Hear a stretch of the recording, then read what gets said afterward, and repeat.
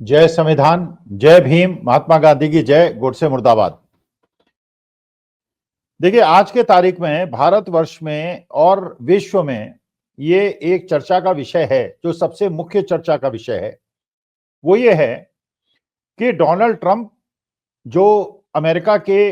राष्ट्रपति चुने गए हैं, वो हमारे देश के प्रधानमंत्री मोदी जी को अपने स्वेरिंग इन सेरेमनी में बुला क्यों नहीं रहे हैं। क्योंकि देखिए, ये बात बिल्कुल पक्की है कि भारतवर्ष की एक विशेष परिस्थिति है अमेरिका के लिए, और जहां पे आज के तारीख में पूरे विश्व के अंदर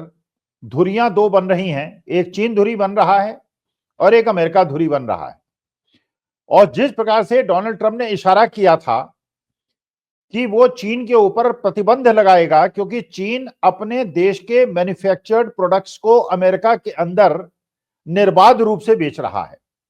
और अमेरिका से जो एक्सपोर्ट होता है उसको चीन के अंदर टैक्सेस लगा के रोकता है। तो एक स्पर्धा जैसे पहले रूस और अमेरिका के अंदर होती थी, वो आज की तारीख में अमेरिका और चीन के बीच में सिमट के रह गई है। यह भी बात बिल्कुल सही है कि पिछले 20-25 साल के अंदर चीन ने अपनी मैन्युफैक्चरिंग एक्टिविटी को बहुत ज्यादा बढ़ा लिया है। सारे देशों में जो कंजम्पशन है, जो इलेक्ट्रॉनिक आइटम्स हैं, जो टेक्सटाइल है, जो इलेक्ट्रिकल इक्विपमेंट्स हैं, जो पावर जनरेशन के इक्विपमेंट्स हैं, उनमें उन्होंने बहुत ज्यादा महारत हासिल कर ली है, और विश्व के अंदर जो टोटल कंजम्पशन है उसके अंदर उनका बहुत बड़ा योगदान है। और ये अमेरिका के लिए बहुत बड़ी खतरे की बात है। देखिए, बाइडेन साहब जो प्रेसिडेंट थे वो थोड़े से उदार प्रकृति के व्यक्ति थे, डेमोक्रेट थे, लेकिन जो डोनाल्ड ट्रंप हैं वो थोड़े सख्त मिजाज के आदमी हैं। और वो जो उन्होंने एक नारा दिया था मागा का, मेक अमेरिका ग्रेट अगेन, और जिसके अंदर उन्होंने ये भी कहा था कि पनामा नहर जो अमेरिका के लिए बहुत ज्यादा इंपॉर्टेंट है, उसके अंदर चीनी हस्तक्षेप हो रहा है और अमेरिका का कंट्रोल उस पर होना चाहिए। उन्होंने ये भी कहा था कि कनाडा के ऊपर भी अमेरिका का कंट्रोल होना चाहिए, और उन्होंने ये भी कहा था कि ग्रीनलैंड जो एक बहुत बड़ा द्वीप है, महाद्वीप है, उसके अंदर भी अमेरिका को उसको खरीद लेना चाहिए। और ये बात आज ही केवल नहीं हुए, 150 साल पहले जो जॉनसन अमेरिका के प्रेसिडेंट थे, उन्होंने भी यह प्रस्ताव रखा था डेनमार्क के सामने, क्योंकि आज डेनमार्क का कंट्रोल है ग्रीनलैंड के ऊपर, और डेनमार्क से खरीदने की बात अमेरिका ने की थी, क्योंकि वो एक ऐसा द्वीप है जो कि अमेरिका से यूरोप जाने के बीच में एक बहुत महत्वपूर्ण स्थान है, और वहां जितने भी देश हैं जिनका भी वहां आवागमन होता है उस पर निगाह रखने के लिए ग्रीनलैंड एक ऐसा द्वीप है जिसकी हार्डली पॉपुलेशन 55-57 हजार है। तो जिस प्रकार से भारतवर्ष के अंदर मोदी जी के समर्थक एक ऐसा विशाल भारत का सपना देखते हैं जिसमें बांग्लादेश भी हमारा भारत का पार्ट होगा, पाकिस्तान भी होगा, अफगानिस्तान भी होगा, और ये सपना वो पिछले 11 साल से बेच रहे हैं, और इसी आधार पे वो उसका लोकतांत्रिक फायदा भी, राजनीतिक फायदा भी उठाते हैं। उसी प्रकार से अमेरिका ने मेक अमेरिका ग्रेट अगेन के नाम पे डोनाल्ड ट्रंप ने जो एक समझौतावादी नीति थी कमला हैरिस की और बाइडेन साहब की, उसको ध्वस्त करते हुए, वहां नेशनलिज्म की भावना को भड़काते हुए वहां पे मागा का नारा बुलंद किया, और ग्रीनलैंड को, कनाडा को, सबको अपने अंदर मिलाने का उन्होंने सपना दिखा के वहां पे वोट हासिल किए। खैर, हमारे यहाँ तो चुनाव आयोग भी है, वो भी वोट देने में और नाम कटवाने में और नाम जुड़वाने में बहुत ज्यादा योगदान करता है। जो संजय सिंह ने आरोप भी लगाया, जो आम आदमी पार्टी के राज्यसभा के सांसद हैं, किस प्रकार से वहां मेंबर ऑफ पार्लियामेंट्स के नाम उन्होंने बताए कि जहां पार्लियामेंट इलेक्शन में 2-2, 3-3 वोट थे, वहां 50-50 वोट, 35 वोट, 44 वोट ऐड कर दिए गए। और ये वोटर कौन है, इनकी क्या आइडेंटिटी है, वोट ऐड हो गए हैं, ये सब वोट देंगे। फिर आरएसएस के जो पन्ना प्रमुख हैं, बीजेपी के, उनमें कितने नाम ऐड हुए हैं। तो चुनाव तो एक प्रकार से पूरी तरह से किडनैप हो चुका है, उसको भारतीय जनता पार्टी ने अपने हाथ में ले लिया। तो जो रिजल्ट आने वाला है वो तो क्या होगा। लेकिन आज के तारीख में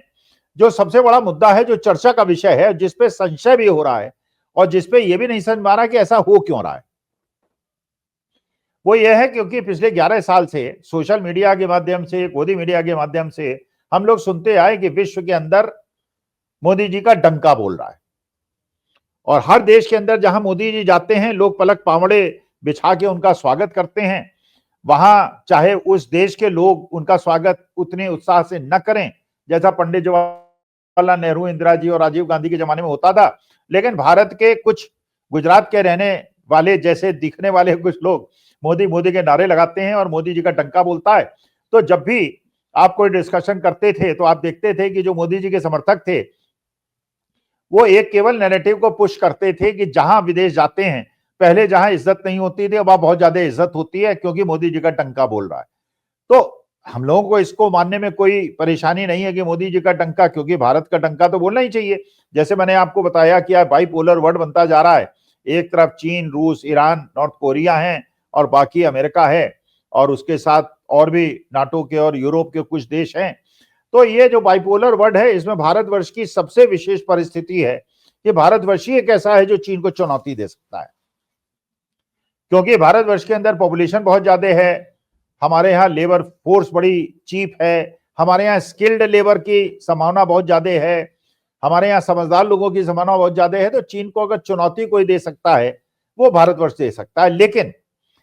जो परिस्थिति बन रही है, जो सबसे बड़ा संकेतक है आज की तारीख में, इंडिकेटर है आज की तारीख में, जिसको समझने में सबको बहुत ज्यादा मुश्किल हो रही है कि 20 जनवरी को डोनाल्ड ट्रंप जब शपथ लेने वाले हैं, जब उनका स्वेरिंग इन सेरेमनी होने वाला है, तो उसमें हमारे देश के माननीय मोदी जी को, जो देश के प्रधानमंत्री हैं, उनको आमंत्रित क्यों नहीं किया जा रहा है? तो क्या डंके में कोई समस्या आ गई है? अमेरिका ने भारत का इतना अवमूल्यन क्यों कर दिया है जबकि भारत की इतनी विशेष परिस्थिति है? एक तरफ हम पाकिस्तान, चीन, मालदीव और श्रीलंका और बांग्लादेश, जो सब नेपाल, जो सब चीन के इन्फ्लुएंस में हैं, केवल भारतवर्ष एक ऐसा देश है जो चीन के इन्फ्लुएंस में नहीं है और अमेरिका के लिए बहुत अच्छा साझेदार हो सकता है। तो आखिर डोनाल्ड ट्रंप ने अपनी स्वेरिंग इन सेरेमनी में मोदी जी को क्यों नहीं बुलाया? अभी इसका विश्लेषण मैं कर रहा हूं, मुझे तो कोई जवाब मिल नहीं रहा है। भक्तों से भी मैं पूछता हूं, जो भारतीय जनता पार्टी के समर्थक हैं, वो भी नहीं बता पाते हैं, क्योंकि उन्होंने बाइडेन को बहुत सारी गाली दी, बहुत सारे यज्ञ उन्होंने कराए कि डोनाल्ड ट्रंप जीत जाए। अच्छा, पिछली बार जब डोनाल्ड ट्रंप हारे थे तो मोदी जी ने अब की बार ट्रंप सरकार किया था, तो उनके इस नारे के बाद ट्रंप चुनाव हार गए थे। इस बार कमला हैरिस को इनडायरेक्टली सपोर्ट किया था मोदी जी ने। जब अमेरिका गए थे तो वो बाइडेन साहब से मिले थे और कमला हैरिस से मिले थे और डोनाल्ड ट्रंप से नहीं मिले थे। डोनाल्ड ट्रंप जीत गए। अब मुझे नहीं पता, ये वही एक कारण है जिसको नहीं बुलाया जा रहा है कि डोनाल्ड ट्रंप कोई रिस्क नहीं लेना चाहते। वो चाहते हैं आबाद दृष्टि से अगले 4 साल राष्ट्रपति वो रहें। लेकिन इतनी विशेष परिस्थिति होने के बावजूद भारत की और चीन के खिलाफ खड़े होने वाले एक बड़े देश के बावजूद अगर मोदी जी को वहां आमंत्रण नहीं मिलता है और देश, विश्व के छोटे छोटे देशों के राज्याध्यक्षों को डोनाल्ड ट्रंप जो है इनविटेशन दे रहे हैं और हमारे देश के माननीय प्रधानमंत्री मोदी जी को आमंत्रण नहीं दे रहे हैं, तो ये चिंता का विषय न केवल उन लोगों के लिए है जो मोदी जी को अपना आदर्श मानते हैं, बल्कि उन लोगों के लिए भी है जो देश के लोकतंत्र और संविधान की हत्या होने पर प्रश्न चिन्ह उठा रहे हैं और जो ये समझ रहे हैं कि भारतवर्ष के अंदर जिस प्रकार का धार्मिक विद्वेष फैलाया जा रहा है, जिस प्रकार देश को अंदर से कमजोर किया जा रहा है, जिस प्रकार से देश की आर्थिक प्रगति रुक गई है, जिस प्रकार से जीडीपी गिर रही है, जिस प्रकार से लोन बढ़ रहे हैं, जिस प्रकार से रुपए का अवमूल्यन हो रहा है और देश की परिस्थिति बद से बदतर होती चली जा रही है, हम लोग भी चिंतित हैं कि हमारे देश के प्रधानमंत्री को अगर अमेरिका अपने प्रेसिडेंट के स्वेरिंग इन सेरेमनी में नहीं बुलाता है तो हमारे लिए भी दुख का विषय है। तो हम तो ये जानना चाहेंगे अपने दर्शक और श्रोताओं के माध्यम से कि उनका क्या विचार है कि मोदी जी को डोनाल्ड ट्रंप बुला क्यों नहीं रहे,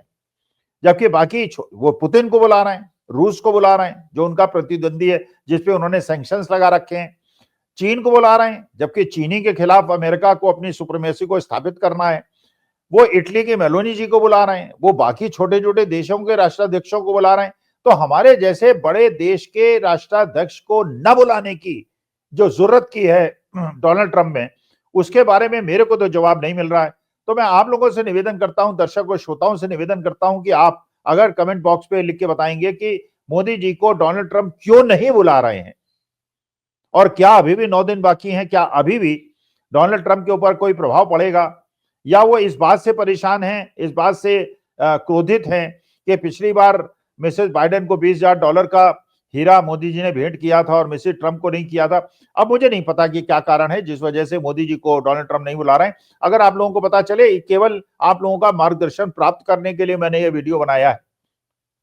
आप लोग क्या समझते हैं कि मोदी जी का इस प्रकार से उनको इग्नोर करना, अमेरिका के एक जो ओल्डेस्ट डेमोक्रेसी है और हमारी बिगेस्ट डेमोक्रेसी है, और दोनों राष्ट्राध्यक्षों के बीच में इतनी ज्यादा खटास क्यों नहीं हो गई है? क्योंकि अगर भारतवर्ष को अवसर मिले, जैसे इंडोनेशिया के राष्ट्राध्यक्ष को 26 जनवरी में मुख्य अतिथि बनाने का मोदी जी का प्रस्ताव, पहले उनका जो कार्यक्रम था उसमें उन्हें सीधे दिल्ली आना था, पाकिस्तान जाने का उनका कोई प्रोग्राम नहीं था। अब इंडोनेशिया जैसा देश भी दिल्ली आने से पहले कह रहा है कि हम पाकिस्तान जाएंगे। तो ये पूरे विश्व के देश हमें आंखें क्यों दिखा रहे हैं? हमारी विदेश नीति में आखिर ऐसी कौन सी कमजोरी आ गई है? दर्शक श्रोताओं से मैं निवेदन करता हूं, मुझे अपने कमेंट बॉक्स पे आप लिख के बताएं कि मोदी जी को इन्वाइट क्यों नहीं कर रहे हैं और सारे देश हमें आंखें क्यों दिखा रहे हैं। नमस्कार, धन्यवाद और प्रणाम।